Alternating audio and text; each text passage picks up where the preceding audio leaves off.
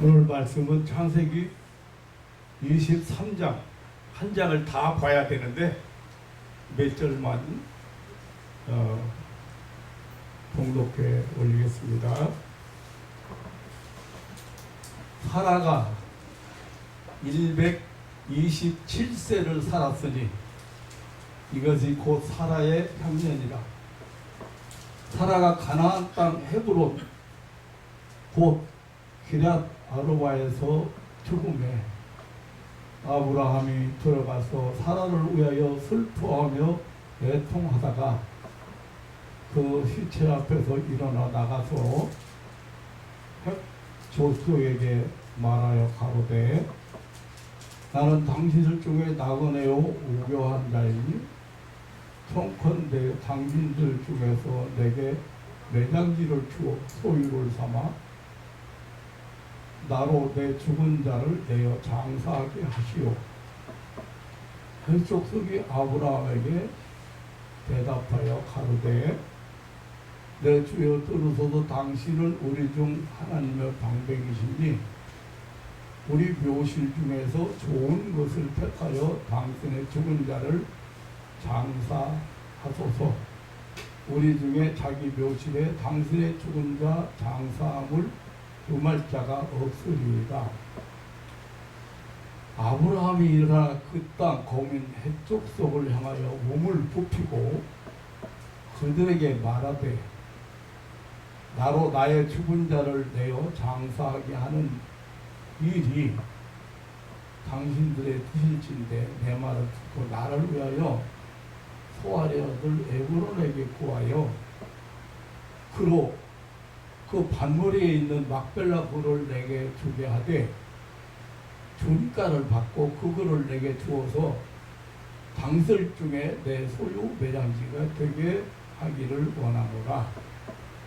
때에 에브론이 해적속 중에 앉았다가 그가 해적속 곧 성문에 들어온 모든 자에 듣는데 아브라함에게 대답하여 가로되 내 주에 그리 마시고 내 말을 들어소서. 내가 그 밭을 당신께 드리고 그 속의 굴도 내가 당신께 드리되 내가 내 동족 앞에서 당신께 드리오니 당신의 죽은 자를 장사하소서. 아브라함이 이에 그 땅 백성을 대하여 몸을 굽히고 그 땅 백성에 듣는데 에브론에게 말하여 가로되 당신이 합당히 여기면 청컨대 내 말을 들으시고 내가 그 밭값을 당신에게 주리니 당신은 내게서 받으시오. 내가 나의 죽은 자를 장사하겠노라.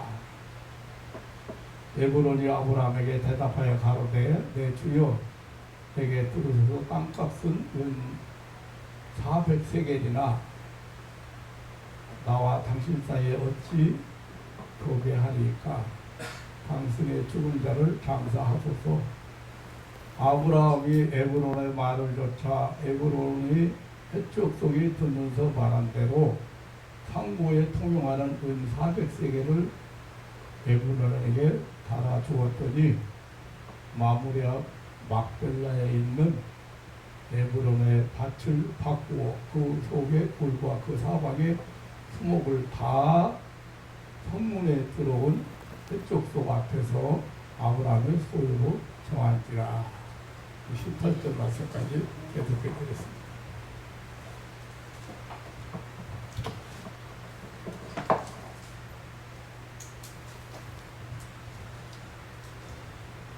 아마 여러분 이 성경을 보면서 나와 똑같은 생각을 했는지 모르겠습니다. 이 성경을 보다 보면 아주 사소한 사건도 있고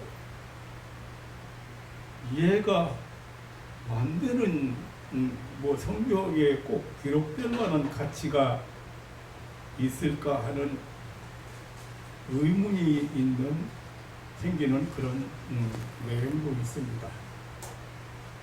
지금 오늘 창세기 23장의 내용은 아브라함이 아내 사라의 매장지를 위해서 그 땅 주인이 땅값을 절대 안 받겠다는데 간곡히 사정해서 땅값을 당시에 시세를 주고 땅을 사서 매장 아내를 매장했다는 이야기입니다.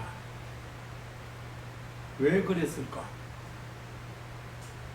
이해할 수가 없었지만 자세히 살펴보니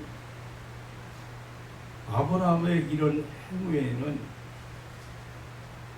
바로 깊은 하나님의 섭리가 있고 하나님의 뜻이 있었다는 것을 깨닫게 됩니다. 아브라함 개인의 그 아내가 죽어서 매장하는데 땅값을 안 받겠다는데 굳이 땅값을 두 번이나 kup해서 절하면서 꼭 받아달라고 사정해가지고 정당한 땅값을 당시에 그 시세에 준하는 땅값을 주어서 땅을 사서 매장했다는 이런 얘기가 뭐 필요가 있을까? 이런 내용을 뭐 성경에서 뭐로 소개하는가? 그랬죠.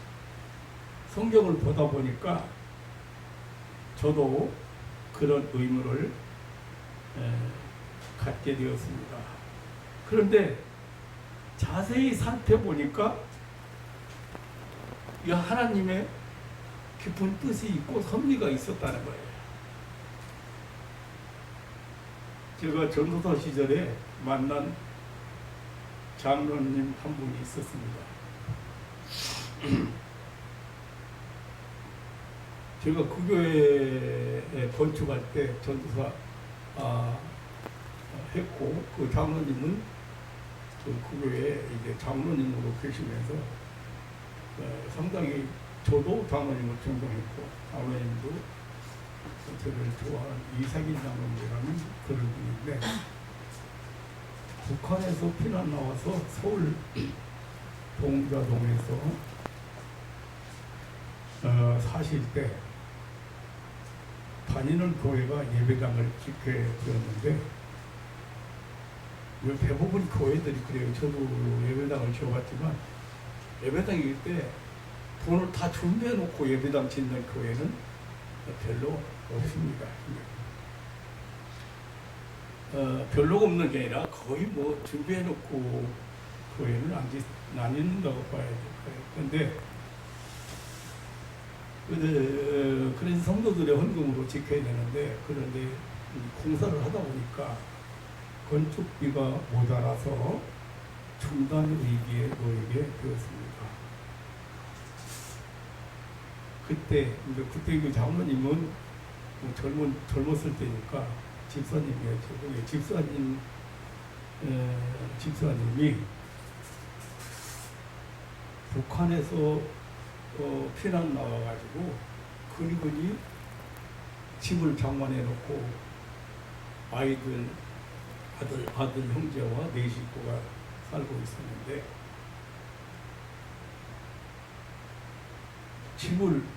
이 집사님이 집을 집을 팔아서 교회 건축을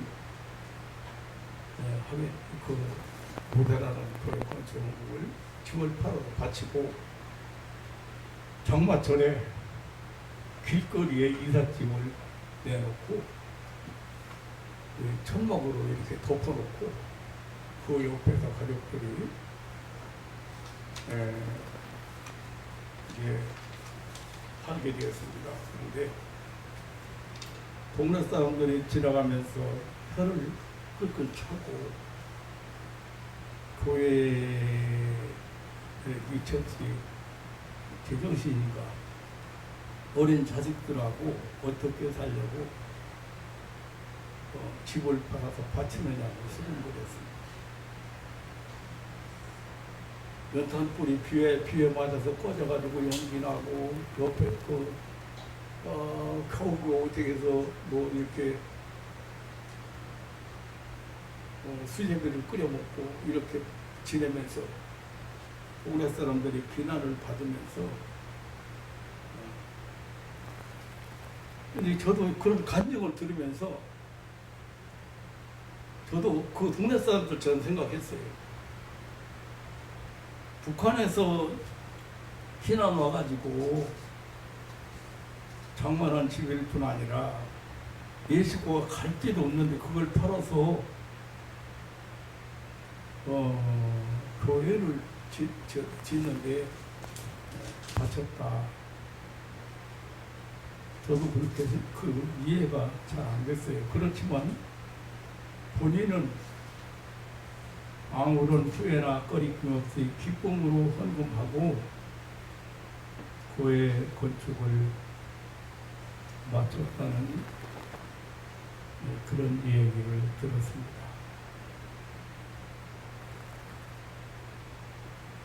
그 후로 얼마나 고생하면서 내 식구가 살았을까. 그렇지만 그 교회는 지금까지 얼마나 많은 영혼을 구원했고, 아니 앞으로도 세상 끝날까지 역사가 지속되는 한 그 교회는 영혼 구원을 위한 큰 센터로 사용되질 거라고 저는 생각을 합니다. 나에게도 비슷한 질문을 하는 집사님들이 있습니다. 그렇게 안 하면 편안하게 사실 수 있을 텐데 왜 그렇게까지 해야 하는지 이해가 안 된다는 것입니다. 세월이 많이 지나고 보니까 왜 그렇게까지 했는지, 내가 왜 그랬는지를 깨닫게 되었습니다. 오늘날 죽을 날을 기다리고 있는 환자에게 퇴원하라고 강권해서 퇴원하면 하나님께 기도해서 병이 낫을 수 있다고 강권해서 퇴원을 시켰다. 병원에서 불치병이라는데 하나님께서 기도하면 낫는다고 퇴원해서 기도하자고 했는지, 왜 그런 터무니없는 말을 해놓고 고생을 하느냐고. 안 하면 편안히 살 텐데. 그런 질문 앞에 생각을 해봤습니다. 그런데 그 해답을 찾게 되었습니다. 하나는 두 가지인데, 하나는 하나님께서 사랑하는 자에게 은혜를 베푸시는 방법이라는 사실을 깨달았습니다. 나는 내 의지이고 내 마음인 줄 알았거든요. 그런데 지나고 보니까 하나님께서 내 마음을 움직이시고 나에게 믿음을 주셨다는, 그렇기 때문에 그런 어리석은 짓을 제가 저질렀나 보구나. 네? 지금 생각해 보니까 그래요. 그리고 또 하나는 하나님께서 우리에게 약속하신 것을 이루게 하시는 방법 중에 하나였다.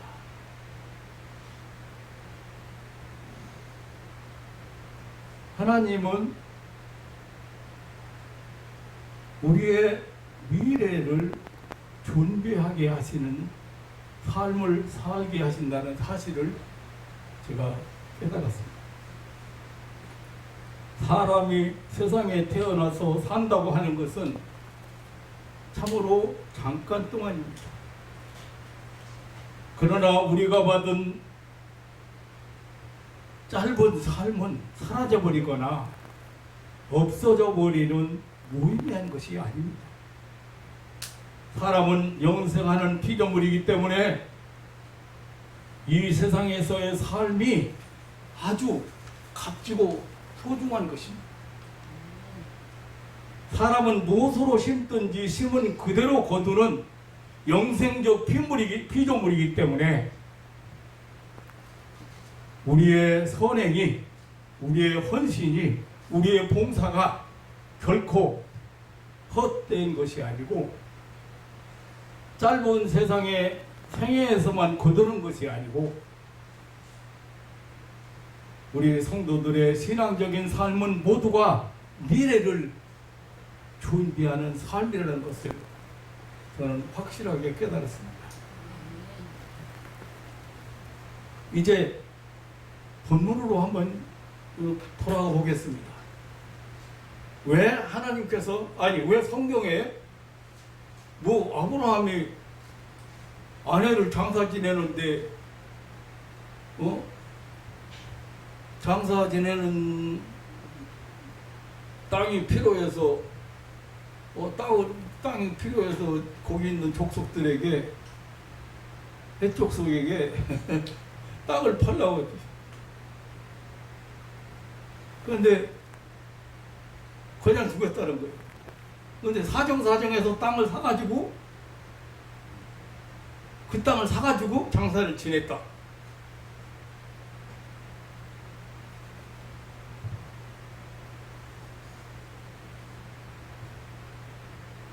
오늘 1절에 보면 믿음의 조상 아브라함의 아내 사레가 127세로 세상을 떠났습니다. 2절에 보면 아브라함은 그의 사랑하는 아내의 죽음 앞에서 슬퍼하며 애통했습니다. 사라는 성경에 소개한 수많은 여성들을 대표하는 아름다운 믿음의 어머니였습니다. 남편 아브라함과 함께 갈대아 우르를 떠나서 길고 긴 모험의 길에 통행했습니다. 남편 아브라함의 소중한 반여자로서 불안정한 나그네 생활을 감수했습니다. 용면의 아내로서 장막 생활을 하면서 기쁨과 슬픔의 인생의 정을 함께 했습니다. 자식이 없는 슬픔 때문에 질투의 고통도 겪었고, 하나님께서 죽은 자와 방불한 그에게 잉태하는 힘을 주셔서 이삭을 낳아서 하나님의 약속의 응답을 체험하기도 했습니다. 그런 아브라함의 아내 사라가 세상을 떠났습니다. 아브라함은 숨진 아내 곁에서 슬퍼하고 애통했습니다. 그리고 그가 머물고 있던 해족속 중에 그 막벨라 굴, 여기 해쪽, 여기 지금 머물고 있는 땅은 가나안 헤브론 땅입니다. 기랏 아르바라고는 그 땅에 막벨라 굴이 소유자 에브론을 찾아가서 그냥 주겠다고 하는 땅을 사정해서 당시 땅값에 준하는 은 400세겔을 주고 그 밭을 샀습니다. 18절에 보면 그 후에 아브라함은 해족속 앞에서 공증을 받고 그 밭과 수목과 굴을 아브라함의 소유로 정했다고 했습니다. 거기에 사랑하는 아내 사라를 장사 지냈고, 20절에 보면 이와 같이 그 밭과 그 속의 굴을 해족속이 아브라함의 소유 매장지로 정하였다고 했습니다. 여기 거저주겠다는 것을 굳이 돈을 사서 자기 소유로 삼았다는, 우리가 이해가 안 되지만 이 말이 참 의미심장한 말입니다. 오늘 포인트가 그거예요. 아브라함이 본문 4절을 보면 나는 당신들 중에 나그네요 우고한 자라겠어요. 그러니까 아브라함의 신분이 지금 나그네요 우고한 자라고 말하고 있습니다. 나그네라고 하는 것은 낯선 땅에서 고정된 거주지나 재산이 없이 잠깐 머물다가 떠나는 사람을 말합니다. 그리고 우고자는 임시 주거지는 있지만 토지를 소유하거나 뭐 재산 소유를 하지 않고 영주하지 않는 사람을 뜻합니다. 이것은 사실 아브라함의 이 세상 처사관이었습니다. 아브라함은 나그네요 우고하는 자란 이 두 가지 표현으로 자신은 세상에서 영주할 자가 아님을 알려주고 있는 것입니다. 그래서 히브리서 11장 8절로 11절에 보면 믿음으로 아브라함은 부르심을 받았을 때에 순종하여 장래 기업으로 받을 땅에 나아갈새 갈 바를 알지 못하고 나갔으며 믿음으로 저가 이방에 있는 것 같이 약속하신 땅에 우고하여 동일한 약속을 유업으로 받은 이삭과 야곱으로 더불어 장막에 거하였으니 이는 하나님이 경영하시고 지으실 터가 있는 성을 받았음이라고 했습니다. 그래서 그는 이 세상에서 번향을 찾아가는 나그네요 잠시 머무는 우고자였습니다. 그런 사람이 매장지를 돈 주고 사서 그것도 사정사정해서 돈을 주고 사서 자기의 소유지로 삼았습니다. 본문 4절에 청컨대 당신들 중에 내게 매장지를 주어 소유를 삼아 내 죽은 자를 장사하게 하소서라고 했습니다.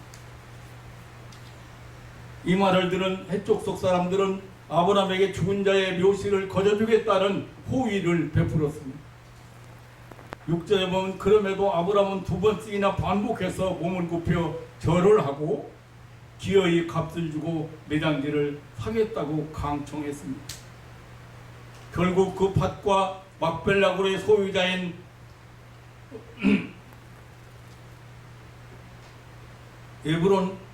에브론에게 은 400세겔의 준가를 주고 합법적 절차를 거쳐서 밭을 샀습니다. 그 밭에 둘러있는 수목가지 그리고 굴 이런 것들 다 아브라함의 소유로 삼았다겠습니다. 그리고 거기에 사랑하는 아내를 장사 지냈습니다. 먼 옛날부터 사람들은 장사 지내는 일을 참으로 엄숙하게 했습니다. 아마 인간이 만난 죽음의 슬픔을 죽은 이의 이름이라도 남겨서 잊지 않고 기억하고 싶은 그리고 자손에게 전하고 싶은 그런 마음이었는지도 모르겠습니다. 아브라함은 사랑하는 아내 사라를 위하여 그의 희체라도 자기의 소유지에 묻어주고 싶었는지도 모릅니다. 하지만 자세히 살펴보면 아브라함의 이상한 행동 속에는 놀라운 비밀이 숨어 있었습니다. 분명 아브라함의 의지고 아브라함의 간절한 마음이었습니다. 그래서 직접적인 의미는 죽은 아내 사라의 시신을 장사 지내는 것이었습니다. 한평생 나그네의 아내로 우고하는 자의 아내로 살았습니다. 이런 아내를 남의 땅에 묻어놓고 싶지 않았을는지도 모릅니다. 유한한 인생의 마지막 길을 떠난 아내를 남편 아브라함의 자신의 땅에 묻어주고 싶었을 것이라고 생각이 듭니다. 그래서 굳고 준가를 주고 밭을 사들이는 생각을 했는지 모릅니다. 그보다는 우리 신앙인들의 체험적인 그런 그으로 생각해 보면 하나님께서 아브라함에게 주신 믿음의 귀인한 것이라고 생각이 되어집니다. 하나님의 약속은 약속을 믿는 아브라함의 신앙적 행위라고 보여집니다. 아브라함은 갈대아 우르에서 아브라함을 불러 여기 가나안 땅까지 오게 하셨습니다. 하나님은. 그리고 창세기 15장 13절로 16절에 보면 아브라함에게 약속하시기를 내 자손이 이 땅에서 계기되어 400년 동안 그들을 섬기다가 그 후에야 많은 재물을 이끌고 가나안으로 다시 나오게 될 것이라고 말씀하셨습니다.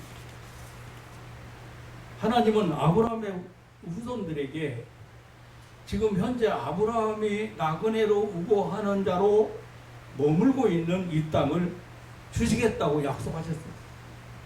그렇다면 지금 아브라함은 400년의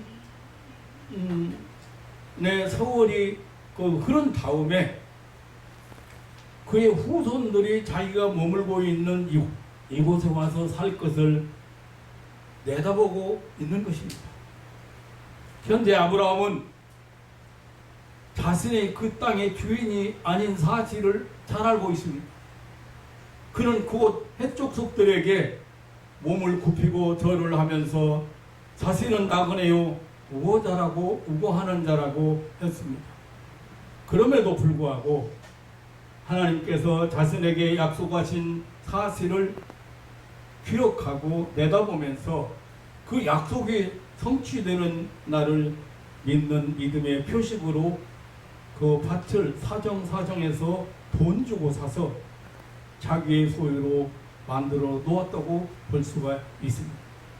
아니 그 하나님의 약속이 막연했다거나 기억이 안 났다고 해도 하나님께서는 그의 마음을 움직여 하나님의 약속을 이행할 수 있는 믿음을 주셨다고 생각합니다. 그렇다면 은 40세계를 주고 그 밭을 사서 자기의 소유지로 확실하게 만들어 놓은 것은 어쨌든 하나님의 약속을 확신하는 신앙 행위의 표식이요 표현이 되는 것입니다. 아무튼 그것은 단순한 그런 재산지급식의 수단이 아닌 것은 분명합니다. 그것은 성경을 자세히 살펴보면 하나님의 약속을 확신하는 신앙 행위이고 표현이라는 사실입니다. 나 같은 경우에도 당신은 모르고 그냥 끌려서 터무니없는 일을 했지만 남들이 보기에 납득이 안 가는 일을 했지만 세월이 지난 후에 깨달아 보니까 하나님의 약속 성취를 확신하는 믿음의 행위였다는 사실이었습니다. 하나님께서 당신의 뜻을 이루기 위해서 비록 어리석고 미련한 종이지만 사용하셨다는 사실입니다. 에레미야 선지자에게서도 이 아브라함과 비슷한 경우를 볼 수가 있거든요. 에레미야는 하나님의 영감 속에서 예언하기를 장차 선민 이스라엘이 선민 유다가 바벨론 침략을 받게 되고 포로가 되어서 70년간 포로 생활을 할 것이라고 했습니다. 그러나 70년 후에는 하나님의 권고로 다시 고향으로 돌아오게 될 것이라고 했습니다. 이 말을 듣고 놀란 그의 사촌이 자신의 땅을 팔겠다고 했습니다. 이때 하나님은 에레미야 선지자에게 그 땅을 값주고 사라고 했습니다. 그래서 에레미야도 돈을 주고 현실에 급급한 조가의 땅을 샀습니다. 이러한 에레미야 선지자의 행위는 결코 이권 행위나 재산 증식을 위한 수단이 아니었음이 분명합니다. 그것은 70년 후에 다시 되돌아올 수 있다는 하나님의 약속에 대한 확신을 나타내는 그런 믿음의 행동이었습니다. 다시 말하면 저들은 믿음으로 미래를 준비하는 사람들이었습니다. 하나님의 약속 성취를 확신하는 믿음의 행위를 이런 방법으로 나타낸 것입니다. 아니, 아브라함이나 예레미야는 미처 거기까지 생각지 못했을지라도 하나님께서 뜻을 이루시기 위하여 그들에게 믿음으로 행하도록 마음의 충동을 하게 하고 미래를 위해서 이끌어 주신 것입니다. 아브라함은 사랑하는 아내를 위해서 매장지로 쓰기 위해 헤브론 땅을 정당한 가격을 주고 사서 자기의 소유 매장지로 사용하겠다고 두 번씩이나 몸을 굽히며 계속해서 말했습니다. 이것은 아브라함에게 있어서 대단히 가치 있고 귀한 일이라고 생각했기 때문이었을 것입니다. 그것은 사실상 알고 보면 돈으로 계산할 수 없는 참으로 고귀한 것이었습니다. 왜냐하면 그 땅에 대한 하나님의 약속이 있었기 때문입니다. 그리고 그것은 다음 세대가 받을 그의 후손들에게 하나님께서 허락하신 약속의 땅을 알려주기 위한 것이었습니다. 아브라함의 후손들이 그 땅을 물려받기까지는 아직 400년이라고 하는 기나긴 세월이 남아 있었습니다. 창세기 15장 13절 14절에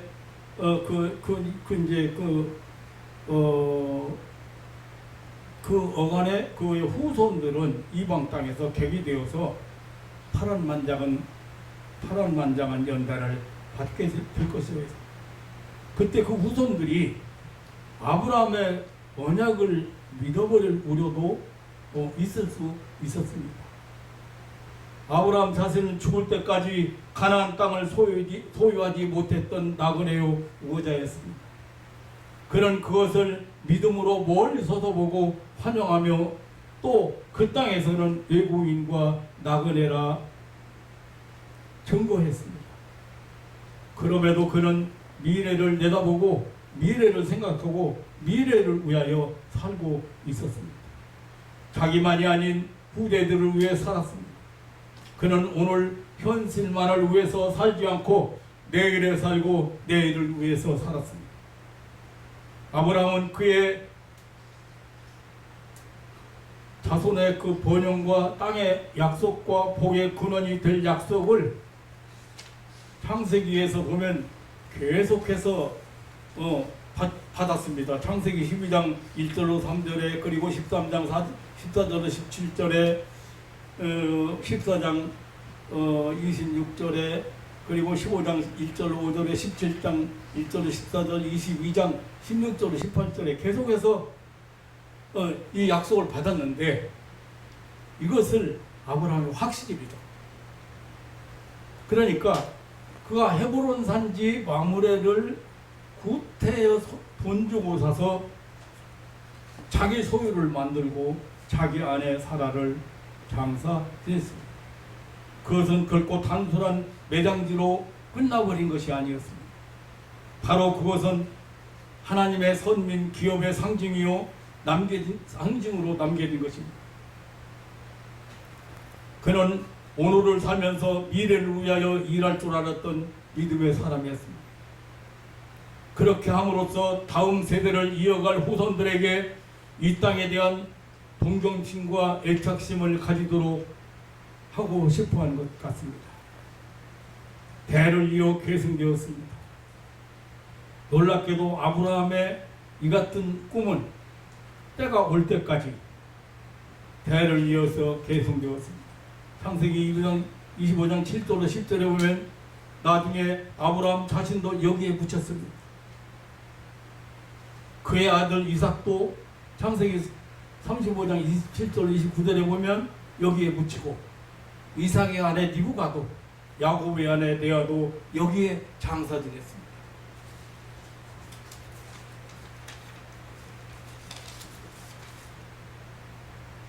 창세기 40장 32절에 보면 다음 세대를 살았던 아브라함의 손자 야곱은 임종을 앞에 두고 자기의 장지를 이곳으로 정할 것을 자식들에게 유언까지 했습니다.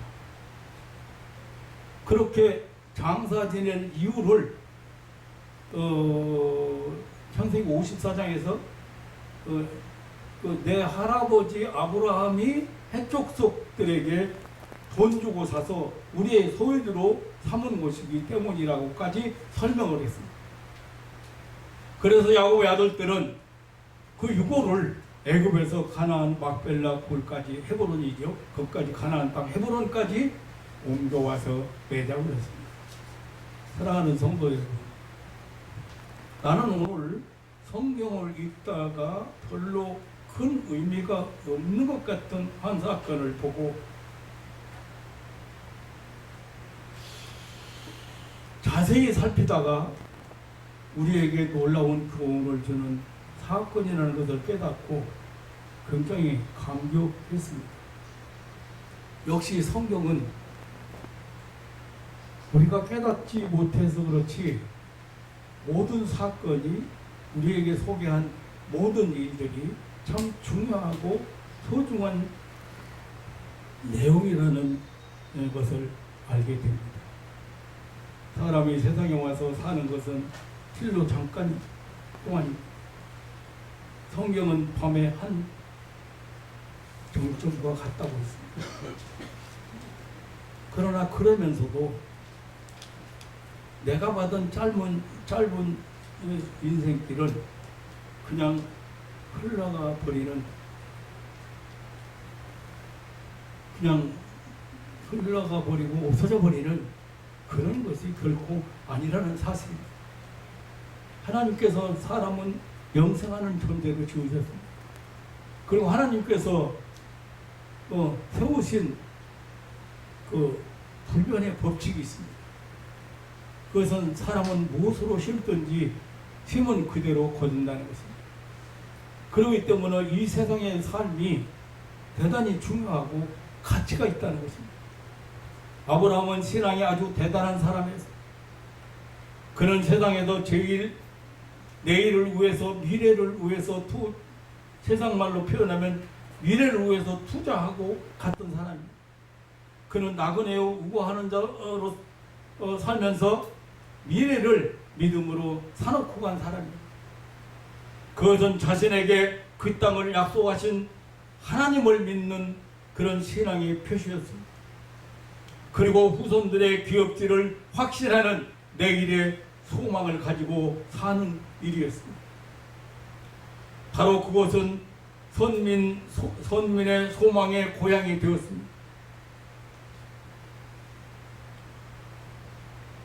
바로 그 땅이 하나님께서 전개해 가시는 인류 구속 역사의 중심지가 되었고, 마침내 때가 되어 인류의 구세주 예수님께서 죄인을 구속하시는 구속사역이 성취하신 땅이 되었습니다.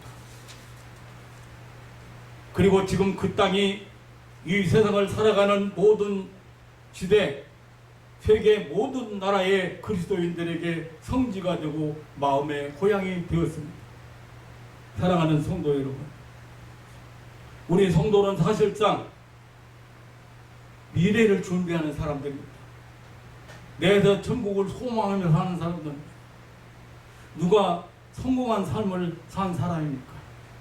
믿음으로 미래를 준비하는 사람입니다. 누가 복을 받은 사람입니까? 믿음으로 내일을 사들이는 사람들입니다. 현대인들이 많이 사용하는 미래를 위해 투자하는 사람들. 나는 집사님들이 질문할 때 그때는 그 대답을 명확하게 못했습니다. 집에 와서 곰곰이 생각해 봤습니다. 내가 그렇게 할 수밖에 없었던 것은 그것이 바로 하나님의 뜻이고, 그러기에 하나님께서 주권적으로 주도하셨다는 사실을 깨닫게 되었습니다. 제가 서울에서 목회할 때 교회를 개척하면서 어느 날 나는 서울대학병원 복도에서 어느 성도 아들 청년과 말다툼하고 있었습니다. 지금 생각해보면 참으로 터무니없고 어이없는 일이었습니다. 나는 뇌암말기 환자를 신방 가서 퇴원하라고 했습니다. 병원에서 뇌수술을 해야 되는데 치료 가능성은 30% 정도고 70%는 죽거나 식물인간이 된다는 것이었습니다. 그 말을 듣고 목사인 나는 기도하며 하나님께서 치료하신다고 퇴원을 강력히 권고했습니다. 그래서 병자는 퇴원한다는 고집 부리기 시작했습니다. 이 일로 정신없는 목사가 우리 어머니 죽이려고 한다고 쫓아와서 어머니 말려달라는 것이었습니다.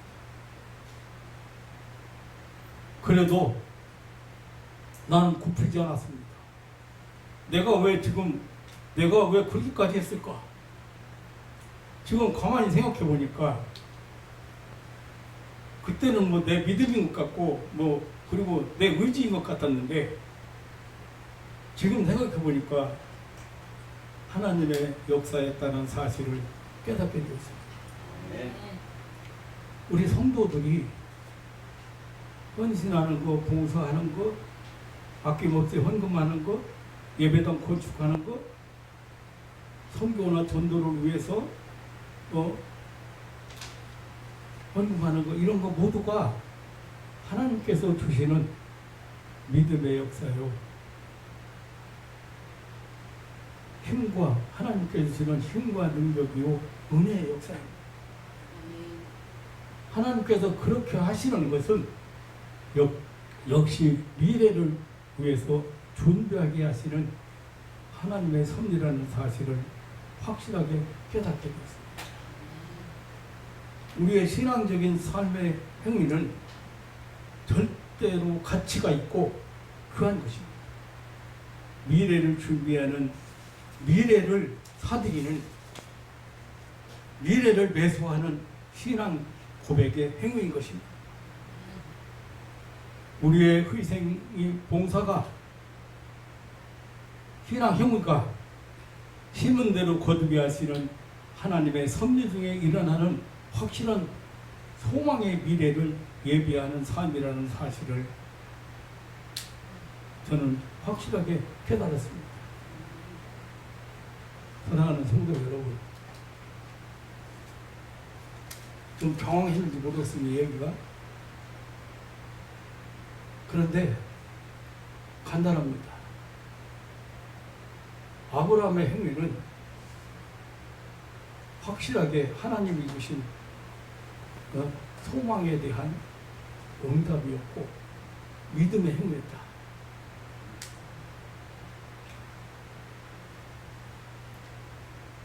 공연히 뭐 돈 주고 막 사장에서 돈 주고 묘지 사가지고 사라를 뭐 매장했다, 그런 그냥 간단한 소개가 아니다.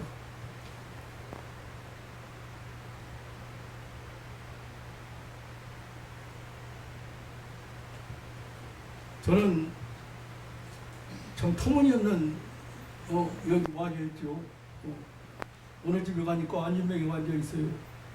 그래서 이 집에 불교인가 봐.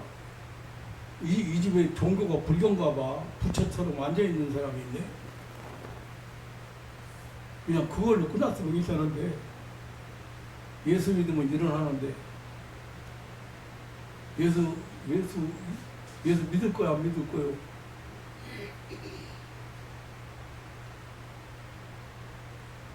예수 믿으면 일어나는데.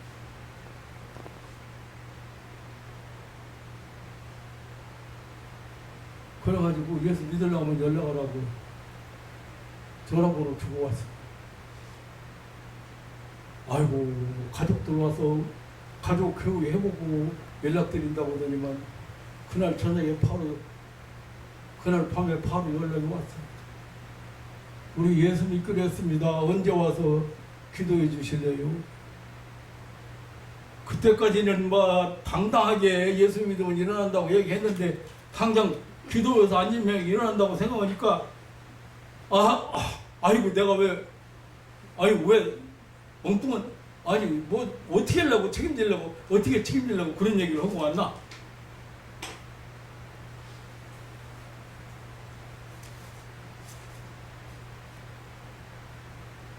가만히 생각해 보니까 그때 하나님께서 제 마음을 움직이시고 제 생각을 움직이셨는데 그게 내 의지고 내 생각이라고만 생각했지 그 하나님의 역사인 것처럼 몰랐다. 아브라함이 묘지를 준비하는데 그 밭을 사는데 그 주변 나무 뭐 이런 것도 사는데 둘러있는 나무 뭐 이런 그 주변을 사는데 은 300세겔이나 400세겔이나 달아주고 사는데 공짜로 준다는데 그걸 구태여 사가지고 근데 가만히 이 성경 오늘 보니까 어때요? 하나님의 약속이 있다면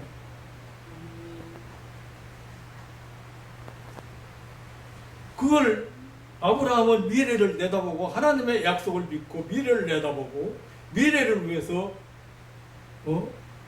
투자했다.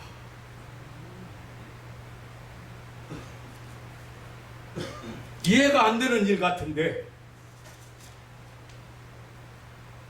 이해가 안 되는 사건 같은데 성경을 자세히 찾아보니까 사랑하는 성도 여러분 나는 항상 여러분 앞에 그런 얘기를 합니다. 신앙 생활은 종교 생활이 아니다. 종교 행위가 종교 추상적으로 믿으려고 하지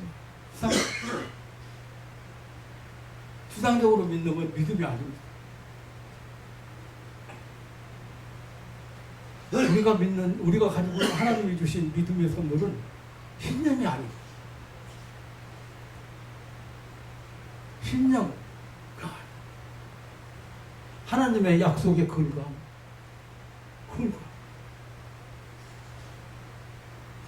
모든 병과 모든 약한 것을 너희가 내 이름으로 모든 병과 모든 약한 것을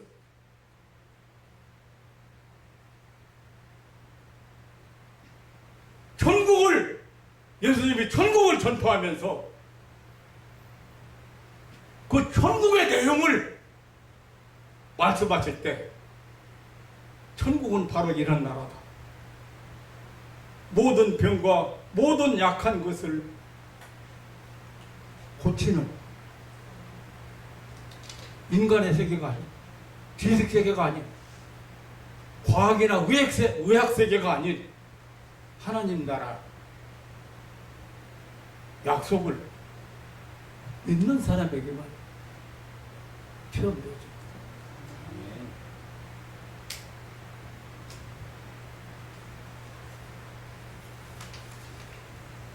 8월 15일 광복절 지나면서 제 설교가 사실 그 광복절 설교를 하려고 했는데 다 알고 있는 설교지만 하나님이 우리에게 어떻게 광복을 허락하셨는가, 왜 허락하셨는가.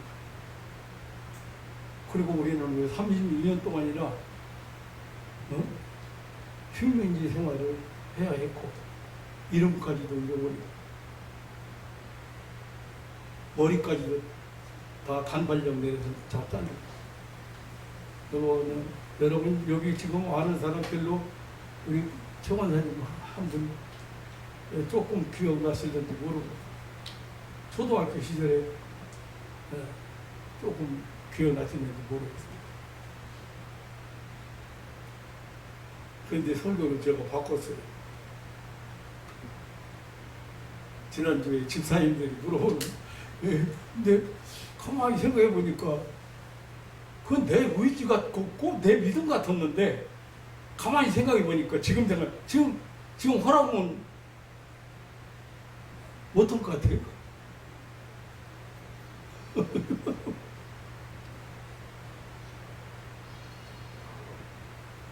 하나님이 약속하시고 그 약속을 이루시기 위해서 당신의 뜻을 이루시기 위해서 당신의 사랑하는 자들을 축복하시기 위해서 당신의 사랑하는 자들에게 은혜를 베푸시기 위해서 한 사람을 하나님은 사용하시고 역사하시는 것을 믿으시기를 축원합니다. 아멘. 여러분 무엇보다 그거 우리는 뭐 지금 뭐 이렇게 나는 나그네요 뭐 거리자 뭐 그런 말씀으로 여러분들 우리 천국 소망하며 삽시다 그런 말씀으로 오늘 충분히 드릴 수 있어요. 미래를 위해서 우리는 사는 사람들인데 충분히 할 수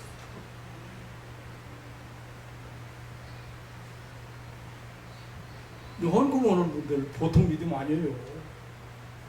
이 세상에서 소중하다고는 헌금을 하나님으로 받지는 보통 믿음 아니잖아요. 하나님 여러분들에게 내가 볼 때는 그런 믿음도 주시고 그것은 여러분들이 그냥 헌금 하는 것으로 끝나는 게 아니라 미래를 뿌리는 미래를 준비하는 하나님의 방법입니다. 오늘 또 이 무더위 속에서 건강하고 밝은 모습으로 하나님 앞에 나와 믿음의 승리의 요한에서의 깃발을 날리는 성도들 내일을 준비하는 미래를 사는 그런 지혜로운 신앙이들 되시기를 주님의 이름으로 축원합니다. 아멘. 하나님 아버지의 놀라운 사랑과 은혜를 감사합니다. 우리는 왜 이런 사소한 한 사람의 이렇게 장사 지낸 사랑하는 아내를 장사 지낸 사건을 온통 창세기 23장 한 장을 이렇게 우리에게 소비하면서 우리에게 소개했는지 잘 몰랐습니다. 오늘 아침에 그 하나님의 비밀을 깨달았습니다. 하나님 아버지, 우리가 잠시 세상에 왔다 가지만 영생하는 존재로서 세상의 삶이 얼마나 소중하다는 것을 깨달았고 내가 하는 희생, 내가 하는 봉사, 내가 하는 선행, 내가 하나님의 영광을 위해서 일하는 그러한 삶이 얼마나 소중하다는 것을 사랑하는 가족들이 알고 믿음으로 더 아름다운 역사를 꾸며갈 수 있도록 축복하여 주옵소서. 한 사람 한 사람 이 무더운 여름에도 건강 지켜주시고 평안 주시고 가정 화목하게 하시고 사랑하는 가족들이 늘 긍정적으로 적극적으로 하나님 나라를 살아가도록 축복해 주옵소서. 아멘. 감사하오며 우리 구주 예수님의 이름으로 기도하옵나이다. 아멘. 아멘.